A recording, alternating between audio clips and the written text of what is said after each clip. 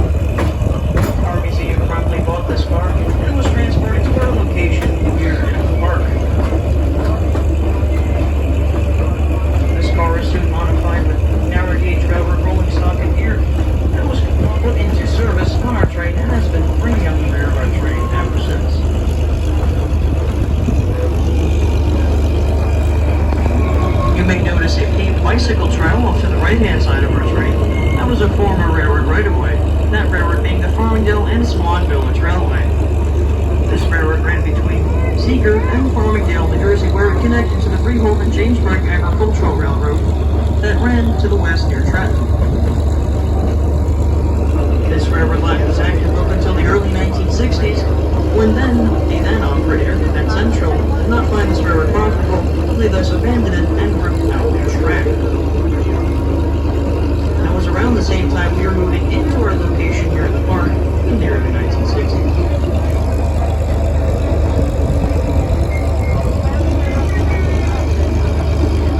Part of this railroad line still exists west of Freehold, New Jersey, and sees sporadic freight rail use.